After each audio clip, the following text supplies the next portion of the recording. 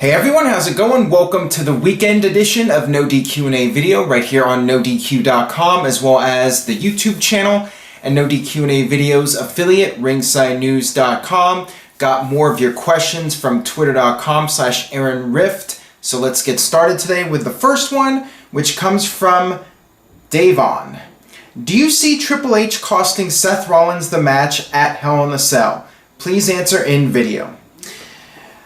That would depend on when WWE is planning on doing the Triple H versus Seth Rollins match. Now, if WWE is waiting until WrestleMania to do that match, then they may want to hold off on that and not do that angle so soon. Now, if WWE is planning to do that match at the Royal Rumble, then it would make sense to have Triple H interfere and get the ball rolling with the Rollins versus Triple H match. It's interesting because I'm expecting Kevin Owens to retain. Maybe not. Maybe Rollins will win the title, but I'm expecting some sort of shenanigans at Hell in the Cell, even though the Cell match is supposed to prevent the outside interference. We all know that there usually ends up being shenanigans even when there's a Cell involved.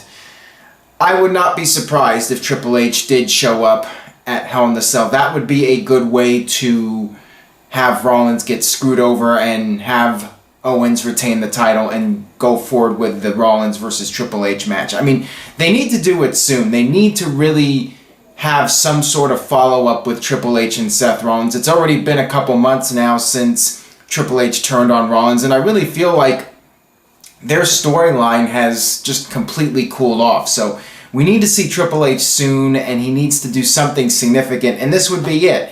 This would be the opportunity for Triple H to cost Rollins the match and keep that feud going. But then again, you're also having Triple H assist Kevin Owens yet again and giving Owens another cheap victory when he really should be having some decisive wins. I'm just not expecting it in this case with Rollins versus Owens, so it very well could happen. Got this one here from JJA Sports Studio. Now that Stephanie McMahon has accepted the Smackdown challenge for Survivor Series, can we see invasions on each other's shows? I could absolutely see that happening. I talked about before how I do feel it's a little bit too soon to be having Raw and SmackDown guys going back and forth. And I think if Orton and Lesnar had not done that angle where they were appearing on the other shows, I think that now would have been a better time rather than waiting a few more months. But the fact is, Survivor Series is the show where you would do Raw versus SmackDown. That would be the place to do it. That's where it makes the most sense to have Team Raw versus Team SmackDown. And I like this format of doing several matches, have the male wrestlers in one match, the female wrestlers, and then the tag teams. I'm all for that, and I think it'll be okay doing the run-ins, but after this, I would prevent doing that as much as possible. I would avoid doing that and not have Raw guys appear on SmackDown and SmackDown guys appear on Raw. I suppose you could maybe do something at WrestleMania, but just keep it to one Raw versus SmackDown match as a special attraction for WrestleMania, and beyond that, not have any interaction between the two brands until you do the next draft. Got this one here from Austin West. Would you consider John Cena a part-timer now? Has a couple of months on TV, then he's gone for months at a time. Your thoughts? Yeah, I would. I mean, WWE has already put it into the script and had Dean Ambrose call John Cena a part-timer. And yeah, you could say that because WWE is starting to wind down John Cena's career and they're having him do more other appearances in other mediums, forms like television. WWE is looking to have John Cena transition into that role of the Babe Ruth of WWE, the goodwill ambassador, the role that Hulk Hogan was doing. I mean, it's not at that level yet where John Cena is just going to be a guy who makes special appearances for the company. He's still going to wrestle, but he's in the beginning process of that transition. Now, I do think we will see another John Cena title run. I think it's inevitable that he will break Ric Flair's record. I would be surprised if it didn't happen. So I think over the next few years we will see a bit more John Cena in the main event. And he'll continue to be in that picture for a while. But yeah, it's the beginning of him winding his career down. This one comes from Sean T. Flick. What do you think of Samoa Joe versus Roman Reigns at WrestleMania?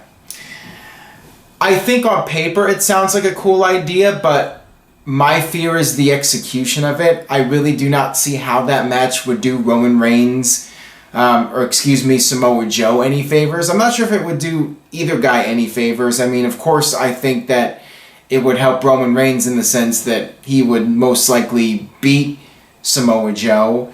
But again, how will it help Roman Reigns in terms of getting him over with the WWE Universe? I mean, I think you're going to have the bulk of the fans cheering for Samoa Joe. So I'm not sure what it accomplishes exactly other than just having two badass Samoans go at it. And if booked correctly and marketed correctly, I mean, it could make somewhat of an impact and be a marquee match for WrestleMania. I do not see any version of Vince McMahon allowing Joe to go over Roman Reigns. And if that's not going to happen, then I'm not sure how that helps Joe. I mean, it'll get him a high-profile match at WrestleMania, so I guess that's a good thing. But, I'd rather see Joe up against somebody that he could potentially go over against at WrestleMania. I'd rather see Joe against Brock Lesnar, but that's just my personal opinion on it. This next one comes from James Cowell. Hey, Aaron, you think WWE is dropping the ball with Nia Jax, or per usual, she's lost in the shuffle? I do not think she's lost in the shuffle. I think WWE's just biding their time with her and waiting for the right opportunity to pull the trigger on her beyond doing the squash matches. One would think that it would be Nia Jax versus Sasha Banks for the women's title, and I do think Sasha Banks will retain at Hell in a Cell in her hometown, and then logic would tell you that that's when you have Nia Jax come into the picture and be Sasha Banks' next opponent, and then you do Charlotte versus Dana Brooke, or Charlotte versus Bayley, or some combination of that, and you have Nia Jax go against Sasha Banks. That's what I'm expecting to happen, and until WWE pulls the trigger on that storyline, there's no need to really do anything more with Nia Jax other than her beating up the enhancement talents. This one comes from Eric Cruz. WWE 2015 versus 2016. What year was/has been better, and what has been the highlight of 2016 thus far? That is a tough question to answer. I think I would go with 2015 just because I liked WrestleMania 31 better. I liked the rise of the New Day in 2015. 2016's had some good moments. We had AJ Styles debuting at the Royal Rumble. To me, I think that was my personal highlight of 2016 thus far, was AJ's debut. And I would say WrestleMania was okay.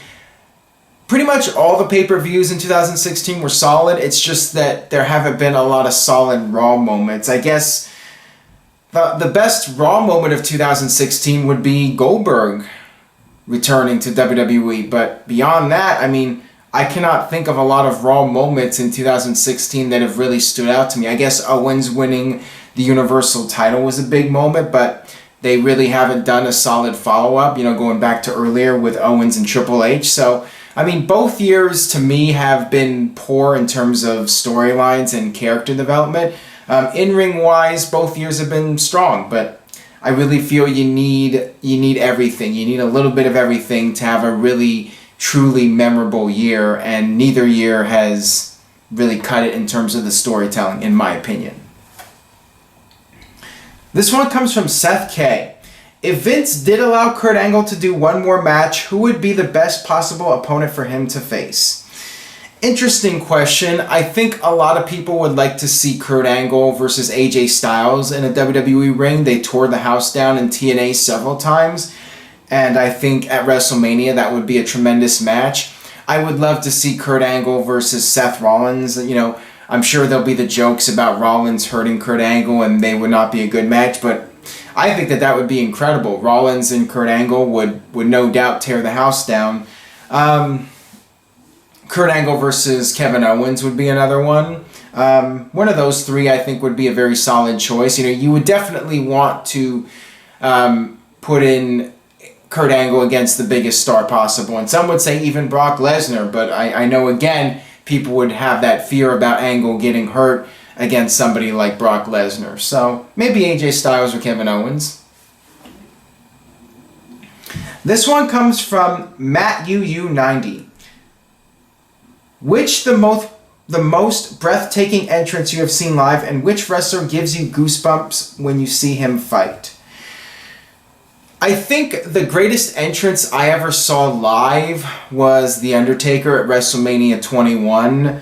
Just a spectacular entrance to see in person, and there's nothing like it. I mean, The Undertaker's entrance is just, it really is amazing, and seeing it live is just a feeling that you cannot get watching it at home. I mean, watching it on TV does not do it justice.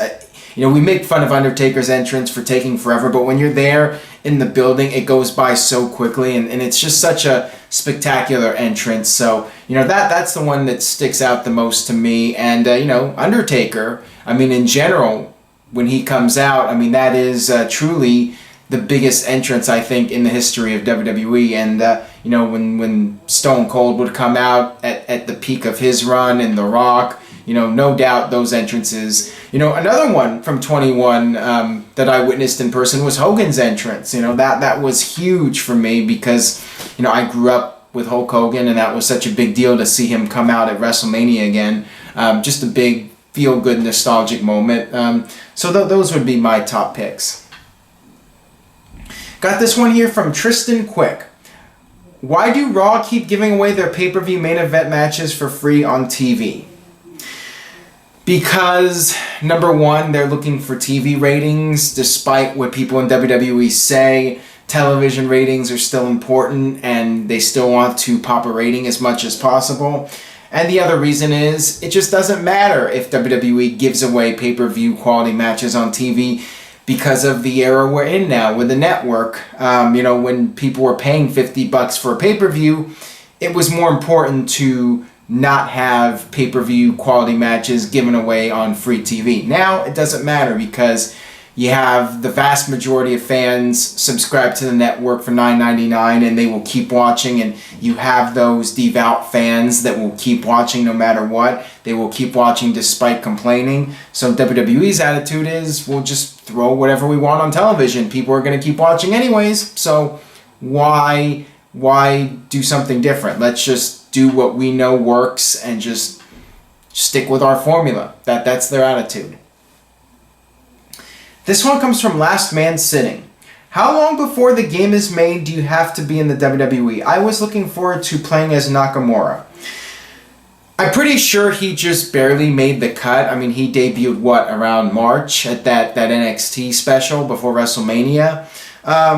You know, by that time, everything is being wrapped up with the game, and, you know, I'm sure it was cut very close. I mean, if he had debuted maybe a month or two sooner, then he would have been included in the video game. But, you know, he'll almost certainly be in next year's game. So it gives you something to look forward to and gives you a reason to buy the game next year so you can play your all-time favorite Nakamura. All right, this next one comes from Daniel Jobber. Do you think that they should do a tag team casket match, though, with Kane and Orton? I'm not so sure what to make about a tag team casket match. I'm not even sure if WWE has done one. I know they did the tag team Buried Alive match back in '99. I don't remember the last time they did a tag team casket match, but with that being said, I would rather see a one-on-one match settle the feud between Randy Orton and Bray Wyatt, and a casket match I think would be stronger as a one-on-one match. I think what WWE should do is just do the tag team match and then do the casket match to blow off the feud, and you can have Orton win and Wyatt lose the match without being pinned, and then you move on to Randy Orton versus AJ Styles. I suppose you could do a tag team casket match, maybe have it so just one guy has to go into the casket to win, and then Harper can take the fall, but I think it would be stronger just to do a one-on-one match between Randy Orton and Bray Wyatt to finish off their feud. This one comes from Tupac's father. All right. Thoughts on the Melanie Pillman interview with Vince the night after Brian Pillman's death? Poor taste or no? Absolutely. That was in really bad taste by WWE to do that, to interview her when her husband had passed away the day before. Just really a desperate attempt for ratings by WWE, and that's how it came off. Not one of WWE's better decisions to air that interview with Melanie Pillman. I mean, it was really hard to watch, to see her there just in complete devastation over Brian Pillman's death. I thought it was in really bad taste. WWE did do a really classy tribute at the beginning of the show with everybody on the stage and ringing the bell and doing the video package. That was perfectly acceptable, but I do feel that they crossed the boundary by doing that interview with her, and even if she agreed to it, I mean, she was so emotional. I mean, she probably was not capable of making a really good judgment call on that. So yeah, I do feel it was in bad taste by WWE. This one comes from Ben. What do you think about Sami Zayn being the next guy to challenge Braun Strowman? I have mixed feelings about it. I mean, I think that the end result will be Sami Zayn putting over Braun Strowman, which I'd rather see somebody else do that. I'd rather see a Mark Henry put over Braun Strowman, but at the same time, if anybody can make Braun Strowman look like $1 million, it would be Sami Zayn. The guy could bump like crazy for him. So, on one hand, it's good for Braun Strowman to have a guy that can take all the bumps for him. But on the other hand, I'd rather see something better for Sami Zayn. I'd rather see somebody like Mark Henry or Big Show get fed to Braun Strowman, even though that match would not be very exciting to watch. It would still be better, I think, to have a veteran put over Braun Strowman than put over a guy who can be one of your top stars moving forward. So I have a very mixed opinion of it. This one comes from Boston Rules 15. What do you think is the best / most believable finisher in WWE right now, and what is the worst / least believable? Can I say the least believable is all of them? I mean, the finishers in general lack credibility because everyone's kicking out of finishers all the time now. It's the norm. Now, if you're asking me that question in terms of which finisher looks the most believable, a move that you think can actually hurt somebody, I mean, I thought the curb stomp looked very realistic, and WWE ended up banning the move. I would say the Styles Clash looks pretty realistic, even though the guy taking the move has to be in position for it. You know, that's the thing about some of those finishers where the guy taking the move has to put himself in the position. So they're doing the work there to have the move be executed properly. And we all saw what happened with James Ellsworth, almost botching that Styles Clash and that being a disaster. The F5 looks really cool because of the fact that it's Brock Lesnar delivering the move. Brock Lesnar suplexes, even though it's not a finishing move, it still looks believable. So yeah, I mean, to be honest, I think what matters more than how cool the move looks is, does it actually beat people? And a lot of the moves in WWE right now, I mean, people kick out of just about every finisher on a regular basis. So it's hard to really say any finisher right now has a lot of credibility. That'll do it for this edition of NoDQ&A Video. Thank you all for watching. If you would like to support NoDQ&A Video, please spread the word on social media, Facebook, Twitter, and so forth. You can also grab an official NoDQ.com t-shirt or NoDQ&A Video t-shirt off of ProWrestlingTees.com. You can check out the direct link in the description box. And stay tuned to NoDQ.com for the very latest regarding Hell in the Cell. Check out my personal YouTube channel at youtube.com/AaronRift. I will be doing a live reaction video to The Walking Dead Season 7 premiere with the reveal of Negan's victim. So that'll be interesting. Most likely I'll be very excited or I'll be very pissed off. So hopefully it'll be interesting. So stay tuned for that, and I will see you guys next time.